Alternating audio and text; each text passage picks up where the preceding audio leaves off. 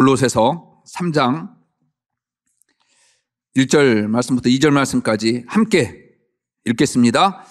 그러므로 너희가 그리스도와 함께 다시 살리심을 받았으면 위의 것을 찾으라. 거기는 그리스도께서 하나님 우편에 앉아 계시느니라. 위의 것을 생각하고 땅의 것을 생각하지 말라. 아멘. 프랑스의 조각가 오기스트 로댕은요, 근대 조각의 아버지라 불리면서 세계적인 조각가로 칭송을 받는 사람이죠. 하지만 어린 시절 그의 삶은요, 참 불행했습니다. 총명하지 못했고 3번이나 프랑스 국립미술학교 입학시험에 응시했지만 모두 낙방했어요. 형사였던 아버지가 퇴직하자마자 생활비를 벌기 위해서 생활전선에 뛰어들었습니다. 석조 장식 일에 그는 밥벌이로 삼게 되었습니다. 그러다가 누이의 갑작스런 사망에 충격을 받아서 수도원에 들어갔지요. 수도원에서 이 로댕의 달란트를 너무나도 아깝게 여긴 신부님이 너는 여기에 있을 사람이 아니다. 밖에 나가서 너의 재능을 마음껏 뽐냈으면 좋겠다라고 하는 권유로 다시 작업장에 돌아왔습니다. 그렇게 건축 장식업에 종사하면서 나뭇잎이나 과일 등을 새기면서 먹고 살기 위해서 열심히 일을 했지요. 어느 날 이 로댕의 재능을 알아본 동료가 여보게, 눈에 보이는 나뭇잎만 만들지 말고 당신의 내면에 들어있는 그 무엇인가를 만들어 보면 어떻겠는가 라고 말했습니다. 로댕은 그의 말을 듣는 순간 큰 충격을 받았습니다. 생각해 보니까 지금까지 먹고 살기 위해서 자기의 것이 아닌 남의 것을 만들어 왔더랍니다. 이때부터 로댕은 예술가의 안목으로 내면 속을 들여다보기 시작합니다. 그렇게 로댕은 작품을 활동하기 시작했습니다. 드디어 24년이 지난 40세에 마침내 불후의 명작 생각하는 사람을 이 세상에 내놓았습니다. 우린 눈을 통해서 세상의 많은 것들을 파악합니다. 그리고 판단하죠. 하지만 같은 사물을 보더라도 내 안에 있는 생각의 구조와 내 생각의 방향에 따라 사물을 바라보는 눈이 달라질 수밖에 없습니다. 그것을 일종의 프레임이라고 하죠. 그래서 우리가 내 안에 갖고 있는 이 프레임이 얼마나 중요한지를 늘 깨닫고 살아갑니다. 그래서 이 프레임이 우리의 가치관과 또 우리의 역사관이 되기도 하고요. 이 프레임이 하나님을 바라보는 눈이 되기도 하죠. 그래서 올 한 해는 여러분들이 이 프레임을 고쳐나가는 한 해가 됐으면 좋겠습니다. 무엇으로 고쳐나가느냐? 하나님 앞에 예수님이라고 한다면이라고 하는 그 생각을 가지고 여러분들의 프레임을 세워 나갔으면 좋겠습니다.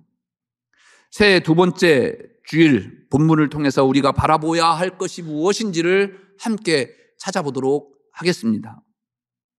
골로새 교회는 바울이 세운 교회가 아닙니다. 바울이 한 번도 찾아간 교회도 아닙니다. 바울이 3차 전도 여행 중에서 가장 오래 머물렀던 곳이 에베소 교회죠. 이곳에서 3년 동안이나 머물면서 예수 그리스도의 복음을 전했습니다. 이때 바울에게 복음을 전해 듣고 회심했던 에바브라가 여러분들 들어봄직한 빌레몬과 함께 세운 교회가 골로새 교회예요. 가정교회로 크지는 않았지만 나름대로 신실한 믿음으로 교회가 성장해 가고 있을 때쯤 이단 사상 때문에 이 교회가, 조그만 교회가 큰 혼란에 빠지게 됩니다. 그래서 에바브로가 로마 연금 상태에 있었던 바울에게 찾아와서 그 교회의 어려운 사정들을 이야기하게 되지요. 이 이야기를 듣고 바울은 골로새 교인들에게 편지를 씁니다. 그것이 바로 골로새서입니다. 그래서 바울의 옥중서신으로 불리기도 합니다. 골로새서는 예수 그리스도의 신성에 대해서, 즉 예수님이 하나님의 아들이다, 사람의 옷을 입고 왔지만 그 신성을 가지신 분이고 또 그분이 얼마나 신적인 우월감을 갖고 계신 분인지에 대해서 이야기하면서, 그리고 이단 사상을 경계하고 성도로서 어떻게 거룩한 실천적인 삶을 살아가야 될지에 대해서 제시하고 있는 서신입니다. 오늘 본문 1절은요, 우리가 누군지 정확하게 표현하고 있습니다. 너희가 그리스도와 함께 살리심을 받았으면, 즉 여러분들이 그리스도와 함께 다시 살림을 받았다라는 거예요. 이 이야기를 하는 전제는 뭡니까? 우리는 이미 죽은 몸이다 라는 것을 이야기하지요. 그래서 바울은 로마서에서 이렇게 말합니다. 그러므로 한 사람으로 말미암아 죄가 세상에 들어오고 죄로 말미암아 사망에 들어왔나니 이와 같이 모든 사람이 죄를 지었으므로 사망이 모든 사람에게 이르렀느니라. 우리는 모두 죄로 인해서 죽게 된 인생이었다라는 거예요. 원죄를 이야기하는 거겠죠. 여러분들은 원죄를 어떻게 이해하고 계십니까? 아담이 선악과를 따먹기 때문에 그 죄가 우리에게 계속 이어진다라고 원죄를 그렇게 생각하십니까? 그거보다는요, 구약에 나오는 모든 인물들은요, 다른 사람이 아닌 나예요. 인간의 원형을 보여주는 거예요. 인간이 저렇게 될 수 있다라는 것을 보여주는 거예요. 그래서 그 아담과 하와 또 야곱과 아브라함 모두가 다 내 모습을 찾는 거예요. 그 모습 속에서. 그래서 우리도 아담처럼 죄를 지을 수밖에 없는 존재다. 우리의 연약함을 깨닫는 것이 원죄예요. 그래서 인간은 모두 죄인입니다. 이런 인간에게 남아있는 것은 오직 죽음뿐이라고 합니다. 그런 우리에게 하나님께서 예수 그리스도를 보내셔서 우리 죄를 대신 지시고 십자가의 모든 형벌을 대신해서 돌아가셨다. 그래서 우리는 그 죽음에서부터 다시 살리심을 받은 존재다라는 말입니다. 그래서 바울은 계속해서 이렇게 이야기합니다. 그러므로 이제 그리스도 예수 안에 있는 자에게는 결코 정죄함이 없나니 이는 그리스도 예수 안에 있는 생명의 성령의 법이 죄와 사망의 법에서 너를 해방하였음이라. 더 이상 우리는 죄 안에 갇혀있는 존재가 아니라는 거예요. 죄의 문제를 깨끗하게 해결받은 자유의 몸이 되었다라는 거예요. 프리덤이다라는 거예요, 우리는. 그래서 우리는 더 이상 죄의 아들이 아니라, 죄의 딸이 아니라 하나님의 새로운 지음을 받은 형상이다라는 거예요. 바로 그 존재가 저와 여러분이라는 것입니다. 그렇습니다. 죄로 인해 죽을 수밖에 없었던 우리가 예수 그리스도의 대속으로 살아났다라는 거예요. 그래서 우리는 그 죄의 문제를 완벽하게 해결한 존재다라는 거예요. 이게요, 우리 기독교 원리예요. 이것만 알면 돼요. 다른 거 몰라도 돼요. 복잡하게 알 필요 없어요. 십자가 하나면, 그 예수 그리스도께서 나를 위해서 대신 십자가에 달려 돌아가셔서 나는 그 예수 그리스도의 피로 말미암아 구원을 받았다라는 거예요. 이것만 알면 돼요. 자기를 어떻게 보느냐? 자의식이라고 하죠. 우리 그리스도인의 자의식은 바로 이것입니다. 그리스도와 함께 살리심을 받은 자. 이것은요, 세상 어떤 사람들과도 구분되는 존재입니다. 세상 사람들은 절대 불가능해요. 근데 우리는 이미 그 불가능을 넘어섰어요. 왜요? 예수 그리스도와 함께 우리는 죽음에서부터 다시 살아난 존재가 되었기 때문에 그렇습니다. 세상 사람들도요, 불가능한 건 아니죠. 예수 그리스도를 우리처럼 고백하면 새로운 존재가 될 수 있습니다. 그만큼 저와 여러분들은 지금 이 자리에 있다라는 것 자체가 세상 사람들과는 확연히 다른 특별한 존재다라는 것입니다. 따라서 크리스천이라고 하는 것은요, 결코 가볍지 않은 것입니다. 우리는 예수님의 값진 희생으로 다시 살아난 아주 특별한 선물을 받은 존재다라는 겁니다. 따라서 하겠습니다. 나는 아주 특별합니다. 그게 우리 그리스도인들의 자의식이에요. 내가 누군지 알았다고 한다면 이제 우리는 어디로 가야 할지를 물어야 합니다. 본문에서 그리스도인은 땅의 것을 생각하지 않는다 말합니다. 그렇다면 땅의 것을 생각하는 것이 무엇일까? 출애굽한 이스라엘 백성들이요, 우여곡절 끝에 시내산을 거쳐서 가데스 바네아에 도착하지요. 그곳에서 하나님은 모세에게 정탐꾼을 보내라고 말씀하십니다. 이 부분이요, 민수기와 신명기에서 좀 달라요. 민수기에서는 하나님께서 정탐꾼 보내라 이야기하는데, 신명기에서는 백성들이 우리가 들어가 봐야 할 그곳을 누군가는 한번 보고 와야 될 거 아니냐, 어떻게 그냥 들어가느냐라고 해서 정탐꾼을 요청하는 부분으로 묘사되어 있죠. 누구에 의해서 들어갔든지 간에 이 12명의 정탐꾼들을 각 지파별로 지도자로 뽑으면서 모세는 40일 동안 샅샅이 우리가 살 가나안 땅을 조사하고 보고해라 명령하지요. 그들은 40일 만에 돌아옵니다. 여호수아와 갈렙을 제외한 10명은요, 과연 그 땅은 젖과 꿀이 흐르는 땅 맞다, 우리가 메고 온 이 과일들 보아라, 그러나 그곳에는 우리가 도저히 대적하지 못할 사람들이 거주하고 있다, 거인 족속들이 살 뿐만 아니라 천혜에 요새에 성곽을 짓고 우리는 감히 넘볼 수 없는 그러한 곳에 살고 있는 사람들이더라.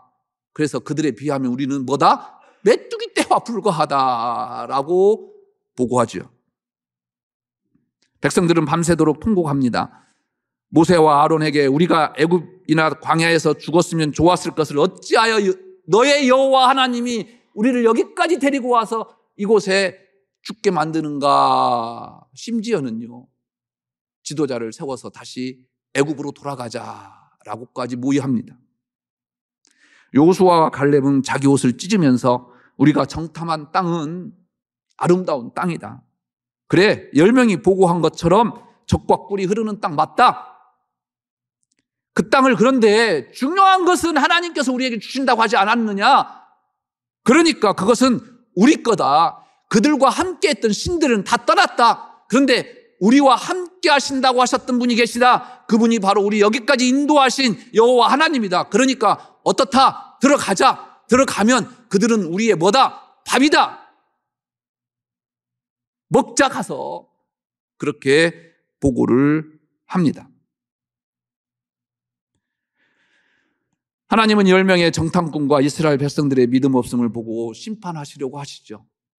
그런데 모세는 하나님 앞에 엎드려서 이곳에서 당신이 심판한다고 한다면 이방 족속들이 하나님의 백성들을 뭐라고 하겠습니까? 하나님께 욕되지 않겠습니까? 중보기도를 합니다.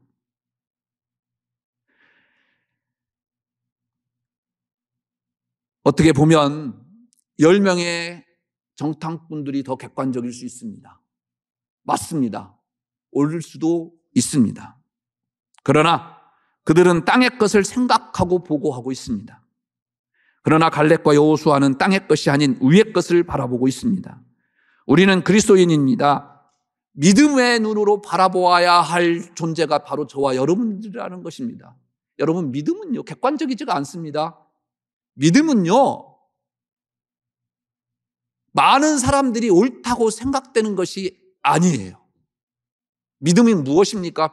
비록 나 혼자 믿는다고 하더라도, 나 혼자 옹고집을 부린다고 하더라도 하나님이 오르면 그것이 바로 믿음인 거예요. 그 하나님 중심으로, 예수 그리스도 중심으로 나아가는 것이 바로 믿음입니다. 올 한 해 이 믿음으로 나아가는 여러분들 되시기를 바랍니다. 이 믿음으로 승리하는 여러분들 되시기를 주의 이름으로 부탁을 드립니다. 믿음의 눈으로 위의 것을 바라보아야 하는 사람이 바로 저와 여러분들입니다. 그래서 여호수아와 갈렙의 눈이 맞습니다. 왜냐하면 하나님께서 약속하셨던 땅이기 때문입니다. 요한복음 10장에 나오는 양 우리의 비유와 선한 목자 비유를 여러분들 잘 아시죠? 양들은요, 목자의 음성을 들을 수밖에 없고 알아들을 수밖에 없는 존재예요. 그래서 목자의 명령에 따라서 목소리에 따라 움직이는 것입니다. 그런데 간혹요, 길을 잃는 양들이 있죠. 왜 잃습니까? 눈앞에 있는 그 풀을 뜯다 보면, 그것에 집중하다 보면 때로는 낭떠러지로 떨어질 수 있다라고 하는 것이 요한복음 10장에 나오는 비유 아니겠습니까? 우리가 땅의 것에 한눈을 파는 이유가 어디 있습니까? 자신의 갈 길을 제대로 보지 못하기 때문입니다. 욕심에 이끌려 올바른 판단을 하지 못합니다. 그리고 눈앞에 있는 이익만 바라보다가 중요한 것을 잃습니다. 혹시 우리도 바로 눈앞만 바라보고 걸어가고 있지는 않습니까? 오늘 본문은 말합니다. 분명하게 이야기합니다. 땅의 것을 생각하지 말아라. 어느 마을에 부유한 백작이 살고 있었습니다. 외출을 나가기 위해서 2층에서 옷을 입고 이제 계단으로 1층을 내려오고 있는데 그 주방장이요, 1층에서 한숨을 쉬고 있는 모습을 보게 됩니다. 내게 만약 5파운드만 있었다고 한다면 참 행복할 것이다. 백작은요, 이것저것 따지지 않았습니다. 5파운드 정도면 뭐 내가 얼마든지 주지라고 해서 문을 열어서 이 주방장에게 5파운드를 건넸습니다. 너무너무 감사했습니다. 내가 이야기하자마자 어떻게 그것을 듣고 그렇게 또 베푸는 그 백작이 너무너무 감사하고 고마웠습니다. 그래서 연신 고맙다고 인사를 했습니다. 이 백작이요, 문을 열고 현관을 나가는 순간이요, 땅을 치고 후회하며 통곡을 합니다. 바보같이 내가 10파운드라고 왜 이야기하지 않았을까? 웃지만요, 권사님이나 저의 인생이 그런 인생 아니겠습니까? 우리 인간의 욕심을요, 다 어떤 걸로 채울 수 있겠습니까? 모든 강물을 다 끌어 모아도 바다를 채울 수 없어요. 모든 욕망 다 끌어 모은다 하더라도 저의 욕망을, 여러분들의 욕망을 가득 채울 수 있을까요? 바로 이것이 저와 여러분들의 모습 아닙니까? 오늘 본문은 땅의 것을 생각하지 말라고 합니다. 문제는 우리가 땅의 것에서 벗어나서 살 수 있느냐라는 것입니다. 우리는 밥을 먹어야 하고 돈을 벌어야 하고 물건을 사야 하고 누구도 이런 것에서 벗어날 수 없는 존재입니다. 하지만 오늘 말씀은요, 이런 것에 매여 있다고 한다면 그리스도인으로서의 참 자유를 누릴 수 없다라는 것을 이야기하는 거예요. 세상 것에 얽매여 산다고 한다면 그곳에 매몰되어 살아가는 그 인생이 참 인생이냐라는 것을 우리에게 묻는 겁니다. 진정한 크리스천은 땅의 것에 매이지 않습니다. 심지어 죽음도 두렵지 않습니다. 왜냐하면 우리는 예수 그리스도와 함께 살리심을 입은 자들이기 때문에 그렇습니다. 그래서 우리는 위의 것을 찾는 사람들이라고 바울은 강조하고 있습니다. 결국 그리스도인들의 삶의 지향이 무엇이어야 하냐? 하늘에 있어야 함을 바울은 이야기하는 것입니다. 그래서 바울은 이렇게 말하죠. 그러므로 너희가 그리스도와 함께 살리심을 받았으면 위의 것을 찾으라. 위의 것을 생각하라. 리차드 바크가 지은 갈매기의 꿈이라는 소설 여러분들 잘 아시죠? 한 번 정도는 들어보셨을 겁니다. 웬만한 분들이라면 한 번 정도 또 읽어보셨을 겁니다. 1970년에 나온 이후로 우리나라에서 6천만 부가 팔렸대요. 엄청나죠? 그리고 작가인 리처드 바크가요, 2012년에 비행기 사고로 죽을 지경에 이르게 됩니다. 그때 전에 내보내지 않았던 사부에 자기가 스케치해놨던 그 글들을 다시 모아서 2014년에 완결판을 낸 책이기도 합니다. 주인공은 조나단 리빙스턴 시갈이라고 하는 갈매기죠. 조나단은 다른 갈매기들과 좀 달랐어요. 다른 갈매기들은요, 해안가에서 먹을 것 찾고 배부르면 그곳에서 뒹굴고 놀고 쉬다가 또 배고프면 먹을 걸 찾아 나서는 그러한 일상적인 삶을 보냈습니다. 그런데 이 조나단은요, 그런 인생이 너무나도 아까운 거예요. 하늘을 좀 더 치고 올라가면 무언가 있을 것 같은데 그것을 포기하고 왜 이 땅에서만 먹을 것만을 위해서 살아가야 하는지 자신이요 이해가 안 됐을 뿐만 아니라 동료들에게 더 높은 데로 올라가자 늘 이야기하곤 했죠. 이런 조나단은 결국 허무맹랑한 갈매기라는 제목으로 추방되었습니다. 쫓겨난 조나단은요 슬퍼하지 않았습니다. 다만 동료 갈매기들이 능력이 있으면서도 날지 않고 땅만 보고 사는 것이 안타까워서 슬퍼했을 뿐입니다. 쫓겨난 조나단은 갈매기들에게 멋지게 나를 수 있는 능력을 언젠가는 보여주리라 라고 불철주야 틈만 나면 나는 연습을 했습니다. 그러던 어느 날 갑자기 눈앞에 나타난 은빛 날개의 2마리의 갈매기가 앞에 정신없이 날아다니는 거예요. 그 갈매기를 따라갔는데요, 그곳에 가보니 자기와 같은 생각을 가지고 있는 갈매기들이 모여 있는 거였어요. 그곳에서 조나단은 치앙이라고 하는 늙은 갈매기로부터 하늘을 치솟아 오르는 방법을 배우게 되지요. 그리고 조나단은 완벽해졌습니다. 치앙은 조나단에게 비행수를 가르쳐 주면서 한마디를 던졌습니다. 사랑을 실천해라. 그리고 떠나라고 하죠. 이 말에 감동을 받은 조나단은 갈매기들에게 돌아가던 중에 자기처럼 쫓겨난 플래처라고 하는 갈매기를 만났습니다. 그 갈매기를 도와주지요. 조나단의 말 중에서 가장 유명한 명대사가 있죠. 가장 높이 나는 자가 가장 멀리 본다. 오늘 바울은 골로새 교인들에게 땅의 것을 생각하지 말고 위의 것을 생각하라 말하고 있습니다. 위의 것은 우리가 생각하는 4차원의 고상하고 큰 것만이 아닙니다. 치앙 이야기한 대로 고차원의 도를 습득한 것만으로 끝나서는 안 된다는 거예요. 여러분, 도인이라는 사람들이 어떤 사람인 줄 아십니까? 그 4차원에서만 노는 사람들이 아니에요. 진정한 도인은요, 그 4차원의 세계를 깨닫고, 즉 하나님의 은혜를 깨달았으면 이 치앙이 이야기했던 대로 작은 사랑의 실천을 함께 나누는 자가 도통한 사람이에요. 우리는 도인들이에요. 왜요? 그리스도를 믿는 도인들이다라는 거예요. 그렇다면 그 도통한 사람들이 살아가야 할 방법이 뭐냐? 그 도를 믿지 아니하는 사람들에게, 알지 못하는 사람에게 베푸는 것, 그것이 바로 사랑의 실천이 도인인 것입니다. 도로서 끝나면 지식의 유의에 불과합니다. 그것의 현실적인 적응이 바로 이 땅의 도인들이, 지식인들이 풀어내야 할 삶임을 리처드 바크는 우리에게 이야기하는 것이고요. 오늘 본문은 우리에게 땅의 것을 생각하지 말고 위의 것을 생각하라라고 하는 말씀인 것입니다. 오늘 바울은 골로새 교인들에게 땅의 것을 생각하지 말고 위의 것을 생각하라라고 이야기하고 있습니다. 한 집사님이 연말에 찾아왔어요. 남편이 참 신앙생활을 열심히 하고 참 좋았었는데 언제부턴가 교회를 안 나와서 혼자 신앙생활 하는데 너무너무 하나님 앞에 많이 울었다는 겁니다. 교회 나가라고 왜 안 나가느냐고 닥달하면 또 가정에 불화가 생길 것 같아서 말은 못하고 하나님 앞에 눈물을 흘리면서 기도했다고 합니다. 그리고 이 집사님이 쓴 방법이 있었어요.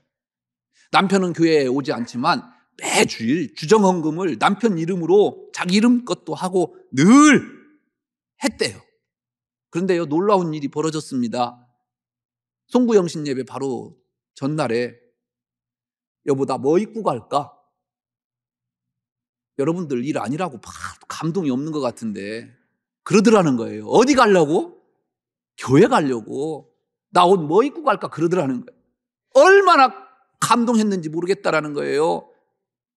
그러면서 올해부터는 자기가 가자고 말도 안 했는데 교회에 열심히 나오겠다라고 이야기하더라는 겁니다. 그래서 저한테 너무나도 감격해서 찾아오신 거예요. 여러분, 그렇습니다. 우리는 그리스도인이에요. 한 영혼을 위해서 기도하는 것이 하늘을 바라보고 사는 삶입니다. 땅의 것만 바라보면 위의 것을 잃어버립니다. 순간순간 하늘을 바라보고 가는지 점검해야 하는 거죠. 그렇다면 이 점검하는 방법이 뭘까요? 오늘 여러분들이 나와 있는 이 자리입니다. 예배를 드리면서요, 내가 옳게 가고 있는지 보는 거예요. 그래서 여러분들은요, 그리스도인이에요. 또 기도하는 것입니다. 내가 가는 길이 비뚤어졌구나 기도를 하면 알 수가 있습니다. 하나님의 말씀과 함께하는 겁니다. 하나님의 말씀에 빗대어 내 삶을 비춰보는 거예요. 그러면 내가 옳게 가고 있는지 옳게 가고 있지 않은지를 깨달을 수 있다라는 겁니다. 우리의 삶의 목표를 점검하게 되고 우리가 현재 가는 길이 어딘지를 이것을 통해서 알게 됩니다. 올 한 해 저는 여러분들에게 꼭 부탁하고 싶습니다. 위의 것을 바라보십시오. 땅의 것을 생각하지 말고 기도하겠습니다.